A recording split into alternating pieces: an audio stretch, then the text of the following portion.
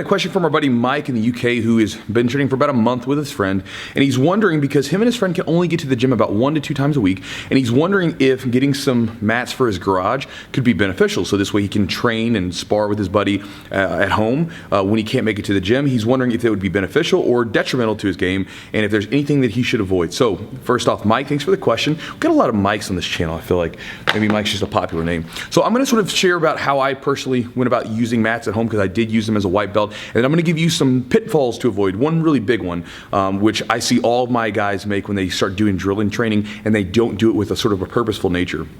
So back when I was a white belt, I think I've told this story before, but I trained for about 3 weeks, did my first competition, was going along just fine, and then my ability to get to the gym was no longer there. I didn't have a car, my friends weren't training, and so basically I didn't have a way to get there. And then in the time period where I had this layoff, where I was getting a car and everything else, I basically wanted to train so bad. And so what I did was I bought mats for my house. And so my friend who lived with me, who was working a sort of an odd schedule at that time and couldn't train as well, we both trained a little bit, and then we would do training at my home, like down in the basement. And what we would do is we would take the techniques that we already worked on in class when we were training, we would drill those and use the sort of the stuff that our coach had shown us. And then we would also I bought a bunch of DVDs, and we would take things from the DVDs and drill them. We'd stick to very simple techniques, stuff that were like, hey, I'm already there, right? If we're in a side control, here's a basic submission. Nothing too complicated, nothing that we couldn't get to already, right? Like there were some DVDs that were doing butterfly guard stuff. I didn't even mess with them because I couldn't get to butterfly guard. I stuck to full guard, side control, things like that.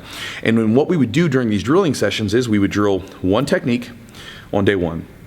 Day 2, we would do 2 techniques, but they would be from the same position, right? Because basically what we did is we would pick out like, all right, this is the guard CD that we had, and we were going to basically just digest that guard CD over the course of several weeks and just do 1 technique a day and focus on those techniques each time, and then again just add on to them. And so each day we would keep adding in. So basically it might be like armbar from guard. Okay, well then the next day is armbar from guard to armbar sweep. Okay, then we drill both of those. And then we would keep doing this until Friday. We would be drilling 5 techniques, and then the next week around we would start with those 5 techniques and we would stick with them for about another week, and then we'd move on to something else. So we really just hung on to these techniques for a long period of time, and then we would do some rolling. That was really helpful for my game. When I eventually made it back to the gym, there were definitely some holes in my game and some things that having a coach was really helpful for, but I was at least able to have something going on because I'd been training and I'd been drilling and being smart about it. Now, I don't really know why I was as intelligent about doing that as I was, because a lot of people don't do it that way, but it worked out pretty well for me. Now, let me sort of share with you the pitfalls, or at least the main pitfall that I see that most people make when they do a drilling session. They don't come in with a plan, right? I see this happen all the time. Like sometimes my students will come in, they'll send me a text message, they'll, hey Chewy, can you have the gym open for us a little bit early, like, so we can drill? And I'm usually here anyway, so I'll say, yeah, come on in. And they'll come in to drill, and their drilling session takes on a sort of they get on the mat and they talk for a little bit. They sort of like, well, I'm kind of working on this, and then they just start rolling, right? It's not a drilling session. It's not a good training session. It's not very purposeful, and they don't get as much out of that hour as they could. And so what I want to share with you today is kind of a basic idea of how to get a really good amount of training in, some really purposeful training in an hour of active time. Okay, so this will take a little bit longer than an hour, but we'll kind of go down that in a second. So I sort of drew this up. Hopefully you'll be able to read it with my terrible handwriting. But this is an hour of training that you can do from home. You can do this. You could also just input this as a drilling session for yourself, and this would be beneficial to someone. I have several templates that I follow. For myself, it's easier for me if I have a template where I know that I have an hour or I'm working on a particular position, and I can just follow the template. So I made those for myself, and this is kind of one of them. So starting off, I'm going to sort of tell you to maybe stick to less sparring and more drilling in the beginning, especially as a white belt, because you want to really hone in those techniques and you don't have to focus as much on like the hardcore sparring, I would say, in the beginning. And so we'll start with 10 rounds of 2 minutes per person. So what I mean by that is take one technique and just kick the damn thing. Take one technique that you're going to work on and you do it 2 minutes. They take a technique that they're going to work on and they're going to go do it for 2 minutes. And then you guys are just going to bounce back and forth, back and forth, back and forth until you both get 10 rounds. So that'll be 40 minutes of drilling. And I would tell you to focus on some simple stuff that you know, right? If you're doing a technique and you're like kind of piecing it together, that's not drilling, right? That's you learning a technique.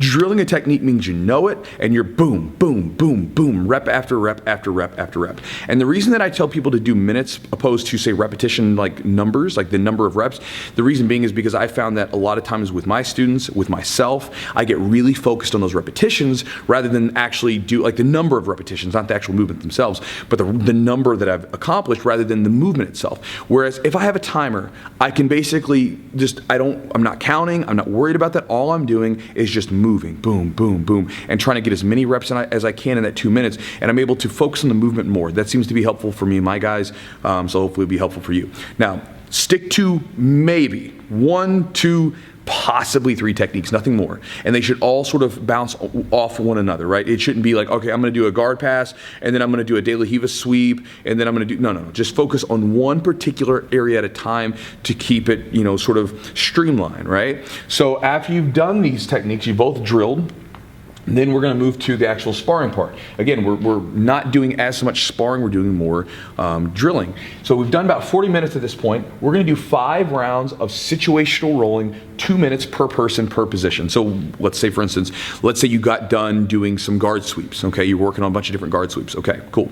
So then you're going to do 2 minutes from the guard, and you're going to focus on that position. So let's say you're, again, in that guard position. If they pass your guard or they somehow submit you from top, done, restart, back in the guard. If you sweep them or you submit them from the guard, restart and back there again. And you're going to focus on just that position for your 5 rounds of, in those 2 minute periods. And then your partner will then focus on their position for 5 rounds of 2 minutes. And again, that's going to basically rack up a 4-minute round between the two of you, and that's going to give you 20 minutes of rolling time. And so that'll equate to basically a full hour of purposeful drilling and training, not just sort of like meandering about techniques, not really getting anything done, right? That's purposeful. You're going to get a lot out of that, I promise. And so if you come into your garage training with a purpose, you know exactly what you want to drill, you know exactly what you want to get out of it, and you stay, I would literally do this. Write this stuff down, like write down what you want to go over, because it happens, man. You're hanging out with your buddies. It's one of the things about jiu-jitsu. Like, I used to get in so much trouble with my ex-girlfriends and stuff where, notice they're ex-girlfriends where like they would say, God, you stay at the gym so late. Like, for instance, if the class ends at 8, there's no way that I'm just gonna leave at 8, right? It's like you kind of hang out with your buddies, you talk for a little bit, you don't get out of here till like 8:20, right? So he's like, you're always 15, 20 minutes late. I'm like, I know, I can't help it, right? And so a lot of times when you're hanging out with your buddies, it's kind of a social time. It's very, we spend so much time texting on these damn things, right? Like, and not having human-to-human contact, that you get into your gym and you're like right there with your friends, and it's a good time. And so it's hard sometimes to simply get to business, right? So what you need to do is make sure that you write this stuff down, have a game plan when you guys get together, so you stick to it. Do your rounds, get a round timer on your phone or whatever, stick to the rounds, and then afterwards, do whatever. Now, I would probably say with an hour of like training, purposeful training, you're probably going to be looking at no less than about an hour and a half of time, because for rest periods, a break in between, maybe you to get some water, something like that, you're going to have a little extra time in there. So, Mike, that would be my advice to you, brother. I hope that's helpful to you. Good luck with your home training and your jiu-jitsu training in the future. But that would be just like a simple way you could do it. And again, you can adjust this to your needs. And thanks for the question, brother.